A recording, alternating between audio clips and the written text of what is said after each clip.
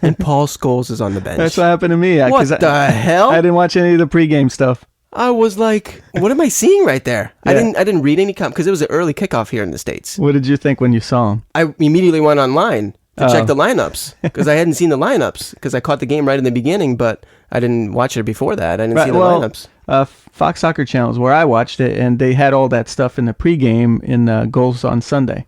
In the show Goals on Sunday. They didn't have it in the transmission of the actual game. That's what I'm saying. And that's all I watched too. It's horrible here in the States. Right. They have no pregame. They don't show the lineups. They don't show anything. No, nothing. Yeah, sometimes they do.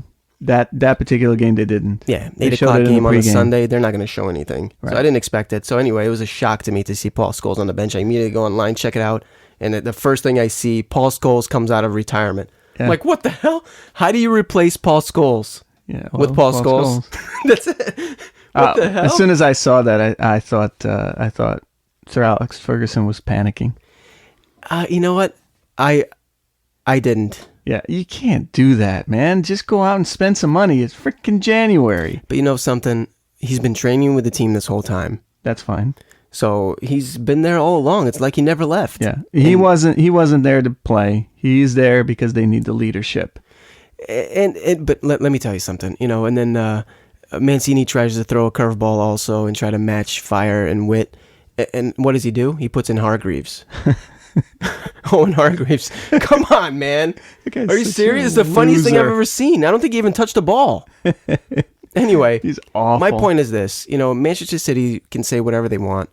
United fans will understand that it feels better with Paul Scholes in the middle.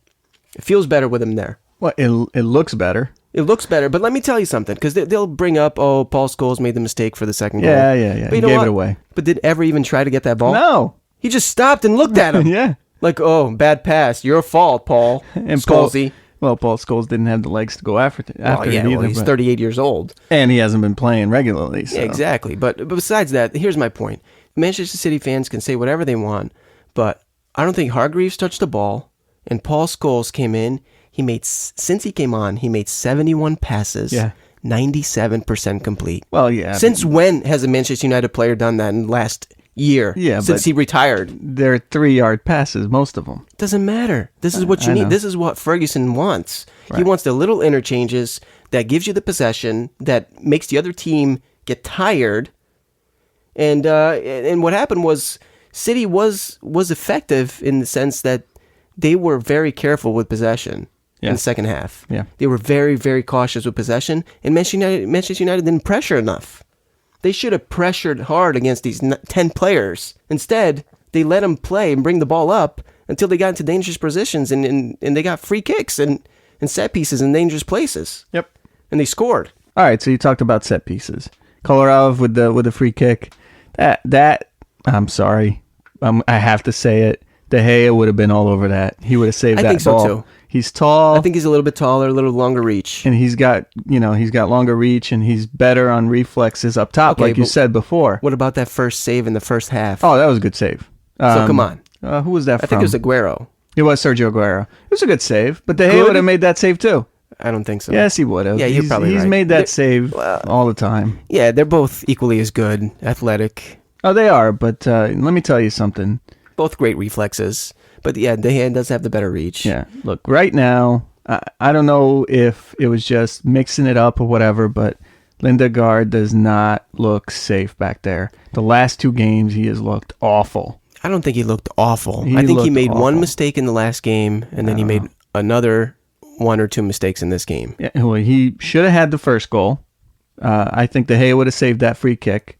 And in the second goal, he coughs it up. He coughed out the ball, and then Aguero put it away. So, fine. You know what? He had 1 or 2 bad games. De Gea has had every single game has been a bad game. He has not. Yes, he has. No, he hasn't. And here's the big Arsenal, difference. 8-2. Here's the big difference. Save the penalty. Here's the big difference that I just thought about as we're speaking. What?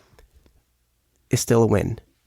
Yeah. Yeah, De Gea loses the game. He'll lose. It's a big loss. 3-0 against Newcastle. It's a loss. 3-0 against Newcastle. That's not his fault. Look at all those goals. It was him and Phil Jones, who, by the way, has looked awful the last couple of games as well. What do you mean him? It was the free kick that went in. That was an amazing free kick with a wind. Phil Jones scores an own goal. Phil Jones has been terrible the last couple games. You know what? It's horrendous. It was Clint Dempsey messed him up. What? It was ever since Clint Dempsey elbowed him in his face. He knocked something loose? He knocked something loose. He's never been the same player. No, he's been awful. Awful. The ball goes under his foot, out of bounds. Yeah. Well, he goes up and makes mistakes, loses the ball, and then it's a dangerous horrible passing. Yeah. Own goals. Yeah. It's a nightmare now. He's got 2 now. He had one against Benfica and now against Newcastle. He needs a break. The kid needs a winter break. Yeah. And, Ferguson's got a couple guys he could put back there. He doesn't need Phil Jones to start every game. Well, who he's going to put back there? No, Smalling. Michael Carrick? Put Smalling. Where are the Brazilian brothers? Put them back in the freaking lineup. They're always hurt. They're like 5'1". Let's talk. You're talking about defense, Manchester United's defense. And look at 91 minutes in. It's 3-2. Manchester City is dangerous on set pieces. They look like they might score. And why is Ferdinand isolated one-on-one defender versus center forward? How is that allowed? Who's in charge back there? I know it's Ferdinand, but I'm just saying, where the hell is Patrice Evra?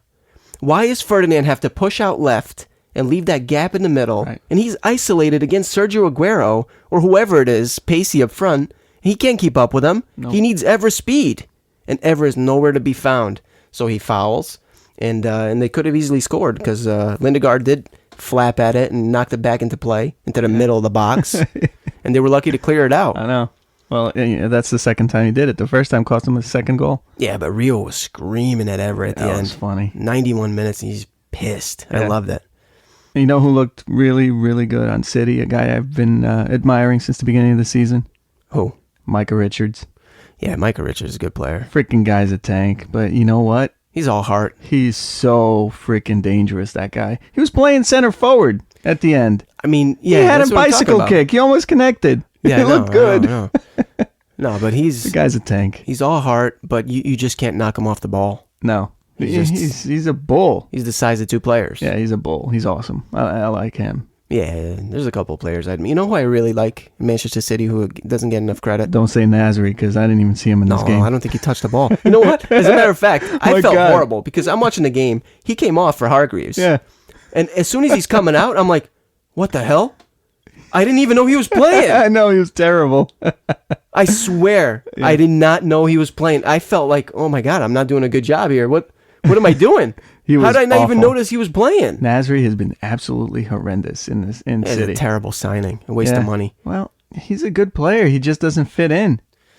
I mean, Silva's just awesome, and he had a great game in the beginning too. But let me finish my thought. Yeah. The player that I really admire that I think is underrated, Adam Johnson. Yeah, he's good. I like Adam Johnson. He's dangerous. He makes something happen every game. He hits the post every other game.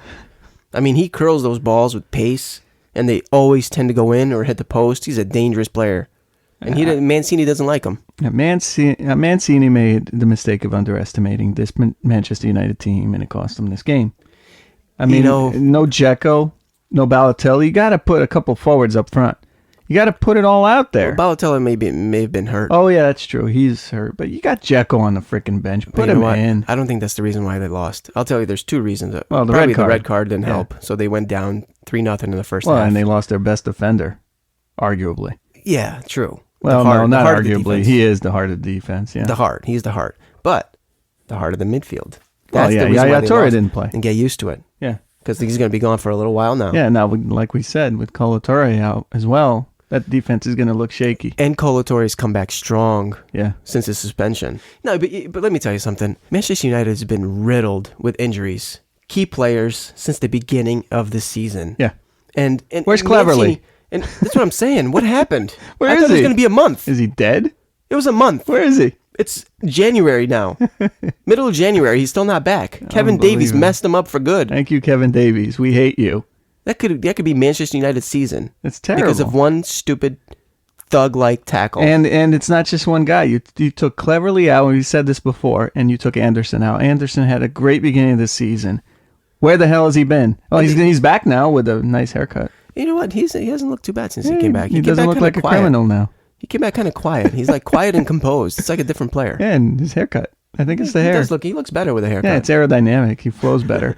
But he looks lighter. It's like 17 pounds worth of hair. Yeah, you're talking about calls, about Manchester United getting all the calls. Yeah. What about that call against Kevin Davies? That wasn't even a call. No, I know. It wasn't even a foul. I know. And the guy's out for four months now. Yeah. Unbelievable. Ruin that kid. Yeah, he might not ever be the same because the ankles, once you can go... Listen, Manchester United's got to do something in this transfer window. They have to. Paul Scholes is not the answer.